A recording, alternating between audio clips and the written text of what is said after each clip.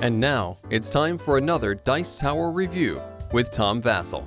Hey everybody, I'm Tom Vasel, and today we're taking a look at a game called Automated Alice. This is based on the novel by Jeff Noon. I don't know much about Automated Alice. She has a twin clockwork sister. That sounds interesting, I suppose. In fact, I might even read that story, but I was interested in the game. I like the artwork a lot.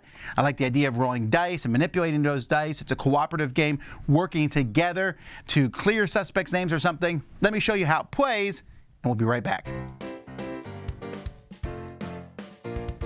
In this game, you have the 6 suspects here that Alice is trying to clear of a crime or something. I'm not quite sure on the story here, but a certain number of cards will be placed on them. The more cards, the more players. So if you play with 4 players, you would have 3 cards on each person, while if you're playing with fewer players, there would be fewer cards. You also have a grandfather clock over here, which is where you put extra dice and keeps track of the number of rounds you have, which also is determined by the number of players. At the beginning of each round, you're going to roll this white die, and that is where this wicked person is going to go. Mrs. Minus. She'll go to number 5, which here is Zenith O'Clock. And just that means that Alice can't go to that spot. Now Alice is going to pick a spot to go to on their turn, and you're going to pull 4 dice from the bag and roll those dice. So let's say Alice goes here. She rolls the dice, and she's rolled a yellow 5, a red 1, a blue 2, and a purple 4. Now 4 is wild. So first of all, I say, ooh, a red 1. This one here needs 2 red dice, and they need to be odd. That's why there's an O there. Let's take a closer look at that board. So I would put the 1 here. When you completely fill in all the dice, you'll get the card back. This yellow 5, I might put this one here, because I need a total here of 8. This needs a total of 18. So I don't particularly want to stick the blue dice there or the purple dice. So you know what? I'm going to move to another spot on the table. Or I could just re-roll here. If I re-roll that purple and it's odd, I'll get that Alice card. But you know what? Instead, I'm just going to go over here, because there's a lot of blue dice needed in this area. So I roll dice.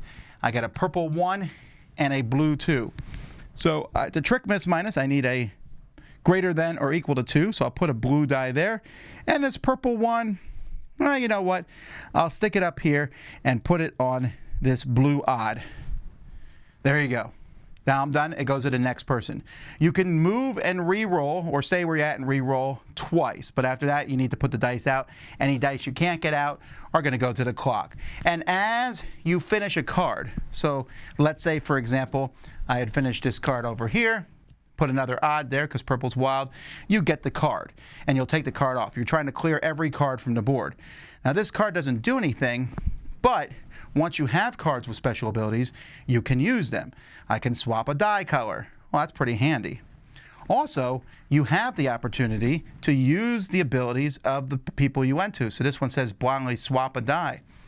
Over here at Jimmy Hentrails, I really dislike this character's name, but whatever. You can take a die and flip it over. So I could flip this to the 5, which I should have done, and put it down here to this greater 5 or greater on that one. That would have made more sense.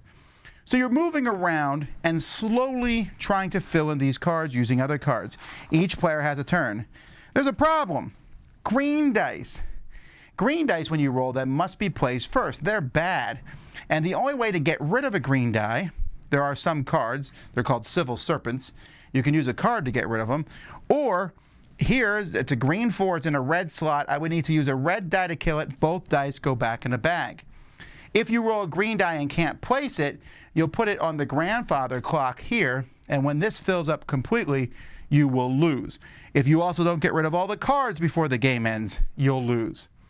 So Mrs. Minus is moving around. You can't go to her spot. She'll move at the beginning of each round. Although you have a card to trick Mrs. Minus, you can send her to a different location. And you're moving around, and as time goes by, you'll completely finish one of them up. But you can still, hopefully save these cards to use to finish up all the cards. And that's how you play. Most of the components for this game are very well done. I really liked how the cards look with the puzzle piece background. This is not particularly hard to figure out what they do. E is even. My only complaint about that is every time I teach this to people, they're like, you need zeros? I'm like, no, that means odd. But, other than that, this means exactly a 3 and a 6, greater than or equal to, or this just means the sum total needs to be 10 or higher. So that's pretty easy. The things here aren't too difficult, and on the back of the rule book, it tells you what to do.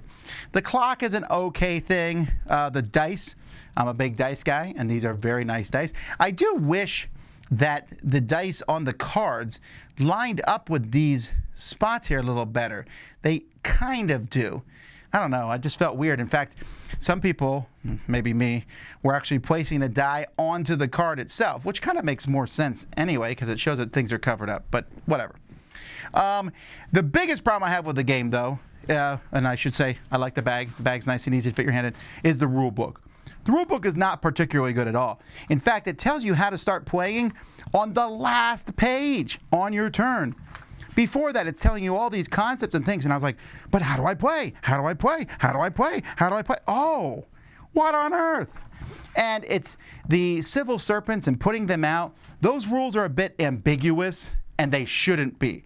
Where do I put a green dice? Does it have to match the number? Can I put it anywhere? I just found that could have been probably explained a little bit better. These are not the best of rules. It also has there's a letter in here that talked about writing the story. And this kind of gives a bit of a note from the author and stuff, but I didn't really get the theme. I do like the art and everything looks cool, but that's about it. There's a lot of aspects of this game that I like. I like the rolling of dice, deciding the best places to put them, and then maybe using the special power on the spot to manipulate the dice, deciding if I want to go to another spot. Your initial spot you go to is a bit of a, well, I don't know, I'll just go here. I don't know what dice I'm pulling from the bag, so I'll go here because this has the most different colors. So that's a little meh, and I'll come back to that in a second. But other than that, I like the idea that you have 3 re-rolls, you can go to different spots. So that part is interesting to me. It's cooperative, so everyone's giving you ideas. You roll dice and see what happens. Here's the thing. This game has a lot of luck.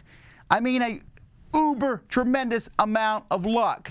And that's fine. I mean, it's rolling dice, but it just seems the green civil serpents, which come out, that's bad. Okay, so you kill one, the next person pulls that same die from the bag. Every time a green serpent comes out, it's really bad because it takes the spot of one of the 4 dice that you should have gotten, and it's going to kill one of the 4 dice that you roll, essentially, in the future. Every green dice is doubly bad. It's as if you lose half the dice you pull from the bag, mathematically. That's just bad, and that's just luck. Purples are always good, and that's also luck. And I can't get around that. I've won this game, but it was luck. And as the game progresses, it gets less interesting because as the game ends, your few more and more cards are off the board, and you need to complete a few. Now, you might think, well, you have all these cards to manipulate it if you've saved them to that point. But usually, you're using them to finish other cards off.